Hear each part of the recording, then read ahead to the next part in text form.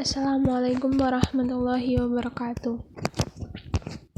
Alhamdulillahirabbil alamin wassalatu wassalamu ala asrofil anbiya'i wal mursalin wa ala alihi wa ashabihi ajma'in. Amma ba'du. Selamat pagi, selamat siang, selamat malam, teman-teman. Di sini saya akan menyampaikan tentang materi tentang TBC, yaitu Tahayul Bid'ah Khurafat. Saya dari Universitas Aisyah Yogyakarta, Prodi Administrasi Publik, dengan nama Erna Widiawati, NIM 2011 001 027. Dalam tugas video AIK yang kali ini, tadi sudah saya sebutkan, saya akan bahas tentang TBC, yaitu Tahayul Bid'ah Khurafat.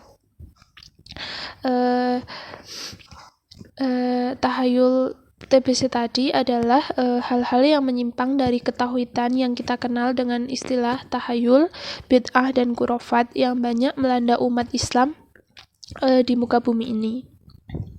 Semua umat muslim harus paham dan waspada terhadap 3 hal tersebut agar tidak melakukan hal tersebut sehingga menyebabkan ibadah yang kita lakukan sia-sia, sehingga menyimpang dari ketauhidan, dan agar jika kita waspada terhadap hal-hal tersebut, kita dapat selamat dunia maupun akhirat.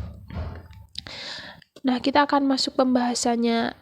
Apa itu tahayul, apa itu bid'ah, dan apa itu khurafat. Yang pertama yaitu khurafat. Yang pertama yaitu tahayul.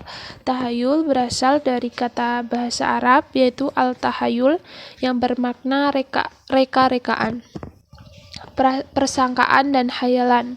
Sementara secara istilah, tahayul adalah kepercayaan terhadap perkara gaib, yang kepercayaan itu hanya didasarkan pada kecerdikan akal, bukan didasarkan pada sumber Islam seperti Al-Quran dan As-Sunnah.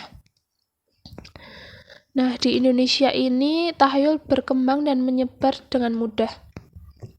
Tidak bisa dilepaskan dari pengaruh agama dan kepercayaan lama. Adanya beberapa bencana alam menimbulkan korban, menjadikan manusia berpikir untuk selalu baik dan menyantuni alam, yang direalisasikan dalam suatu bentuk pemujaan dengan harapan bahwa sang alam tidak akan marah dan mengamuk lagi. Kepercayaan tersebut biasanya dinamakan dengan kepercayaan animisme dan dinamisme. Kepercayaan tersebut adalah suatu aliran kepercayaan yang ditimbulkan oleh keadaan di atas yang tadi, seperti alam yang marah, atau seperti kepercayaan kepada pohon besar atau keris yang dianggap sakti, mempunyai kekuatan tertentu, dan benda-benda lainnya. Kepercayaan tersebut terus berlanjut dan berkembang bersama perkembangan kerajaan-kerajaan Hindu yang menggunakan mistik atau kebatinan sebagai salah satu alirannya. Nah, kita masuk ke poin yang kedua, yaitu bid'ah. Bid'ah secara bahasa ialah segala macam apa saja yang baru atau mengadakan sesuatu yang tidak berdasarkan contoh yang sudah ada, seperti yang sudah dicontohkan Nabi Muhammad SAW. Sedangkan arti bid'ah secara istilah yaitu mengada-ngadakan sesuatu dalam agama Islam yang tidak dijumpai dalam Al-Quran maupun As-Sunnah.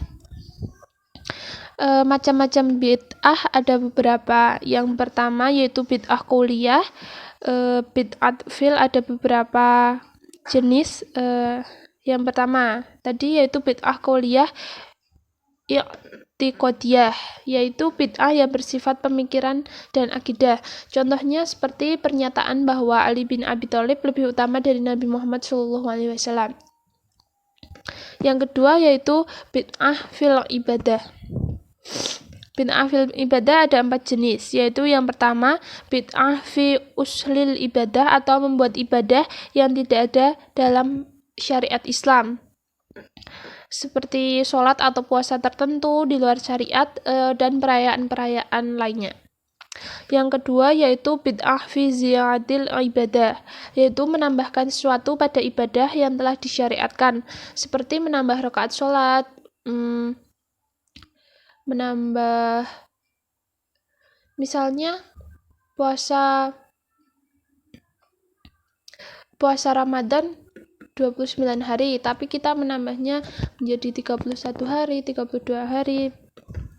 Yang ketiga yaitu bid'ah dalam pelaksanaan ibadah yang disyariatkan sehingga tidak sesuai dengan anjuran atau sunnah Nabi, seperti zikir bersama dengan suara keras atau merdu, memperketat diri dalam suatu ibadah sampai keluar dari batas sunnah.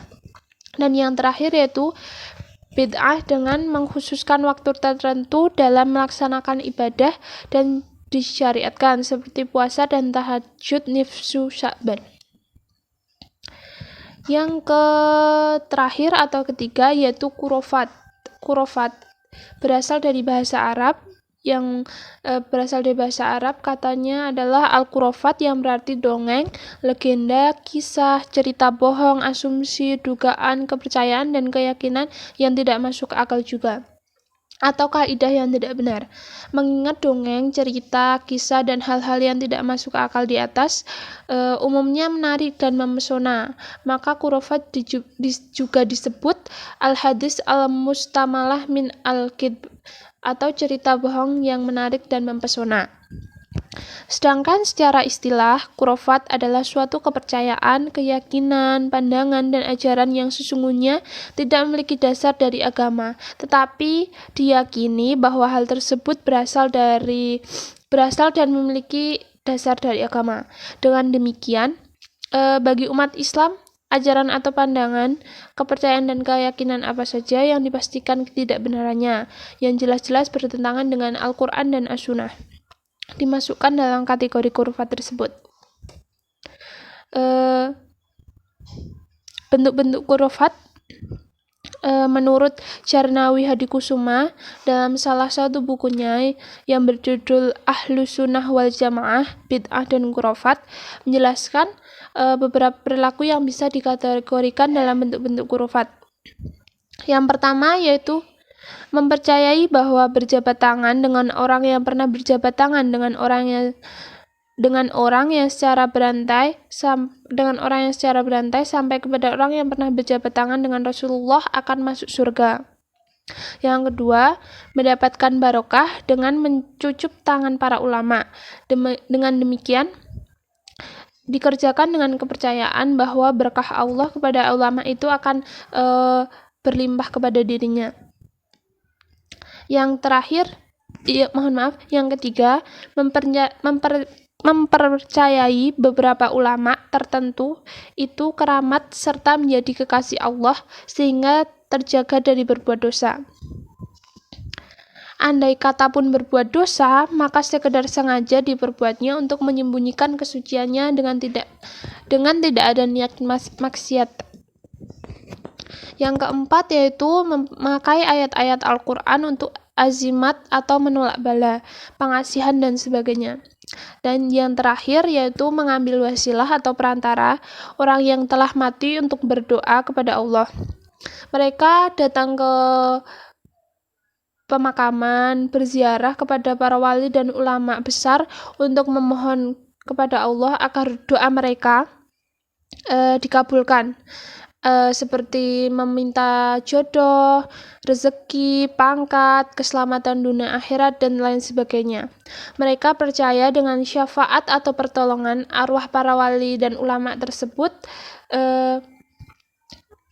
Mereka yakin bahwa permohonan mereka akan dikabulkan oleh Allah karena mereka yakin bahwa para wali dan ulama tersebut adalah kekasih Allah.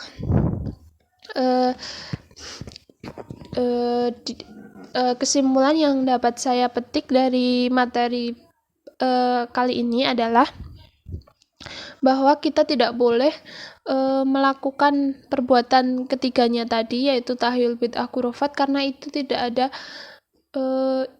ada dalam syariat agama Islam, tidak ada contoh dari Nabi Muhammad SAW, tidak ada dalam Al-Quran, hadis maupun Al-Quran maupun Sunnah. Jadi kita harus berwaspada untuk menahan diri kita untuk melakukan perbuatan tersebut. Kita juga dapat memperingatkan orang-orang di sekitar kita untuk menjauhi perbuatan-perbuatan tersebut agar mereka selamat dunia akhirat. Akhir kata, saya mohon maaf apabila ada kesalahan yang disengaja maupun tidak disengaja. Wabillahi taufiq wal hidayah. Wassalamualaikum warahmatullahi wabarakatuh.